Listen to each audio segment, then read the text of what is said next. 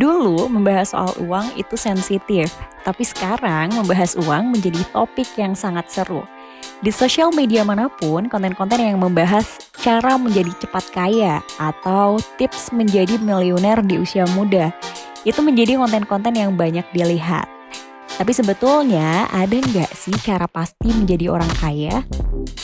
Tapi kalau ada, mungkin semua manusia sudah jadi orang kaya ya.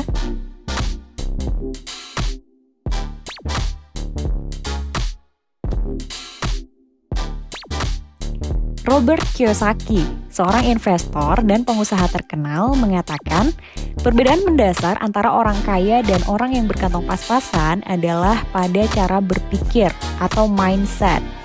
Karena cara berpikir mempengaruhi seseorang dalam memutuskan sebuah tindakan dan pilihan, termasuk membuat keputusan terkait pendidikan, karir, dan juga keuangan.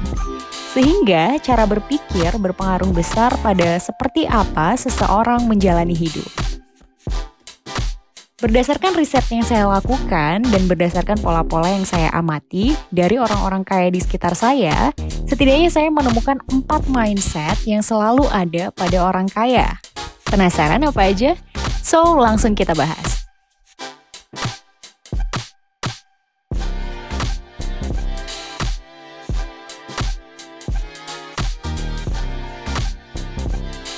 Yang pertama, rata-rata orang kaya itu mampu menahan kesenangan sesaat. Karena sejatinya dari setiap penghasilan yang kita dapat itu sudah ada alokasinya masing-masing. Tapi sayangnya tidak semua orang bisa menahan hawa nafsu mereka sendiri.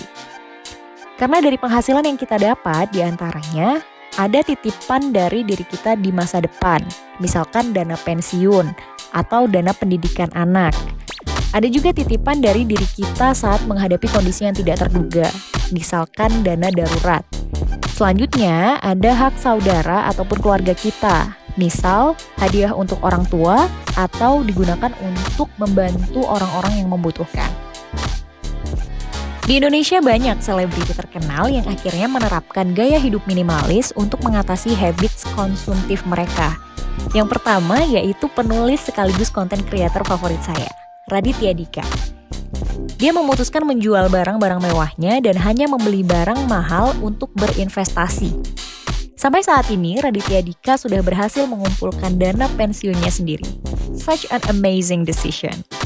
Selanjutnya, ada Ayudhya Bing Slamet yang memilih untuk menjalani gaya hidup minimalis. Saat diwawancarai, Ayu menjelaskan, pada interior rumahnya ia hanya memasukkan barang-barang yang benar-benar dibutuhkan, sehingga hal ini membuat rumahnya nyaman dan tidak terlalu banyak barang. Dari gaya berpakaian, Ayu pun tampak lebih menyukai penampilan yang simple. Ternyata hal ini bisa menekan pengeluaran-pengeluaran non-produktif. Dan dia juga berkata bahwa menjadi seorang minimalis menjadikan hidupnya lebih tenang dan bahagia.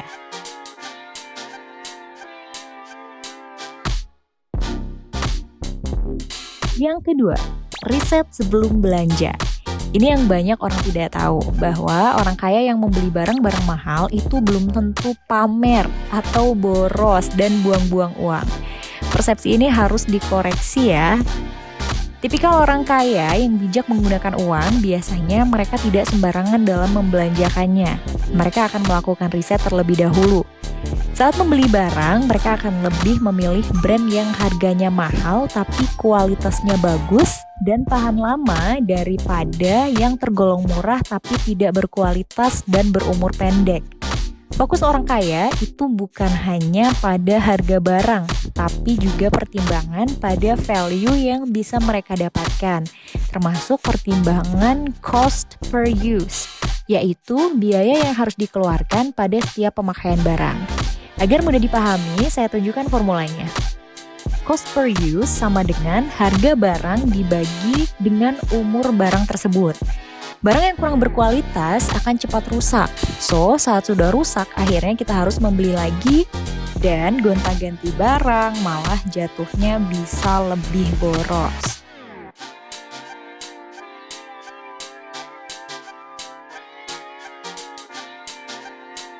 Mindset orang kaya yang ketiga yaitu investasi aset produktif.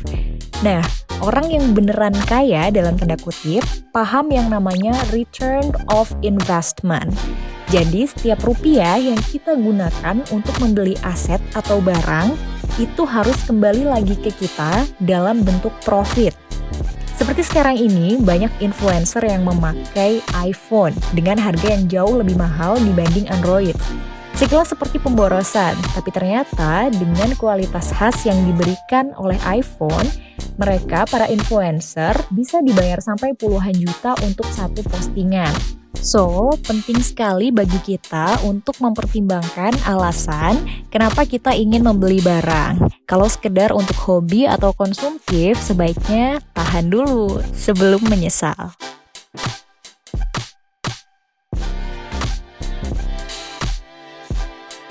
Yang keempat, menghindari hutang.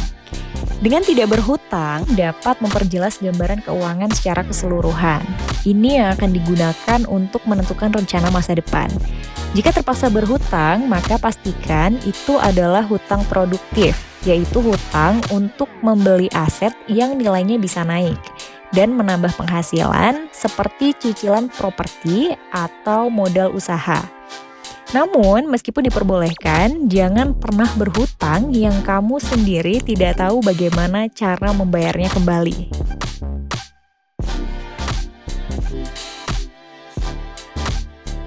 So, cita-cita jadi orang kaya, tapi apakah kamu sudah mempersiapkan diri untuk melatih beberapa mindset di atas?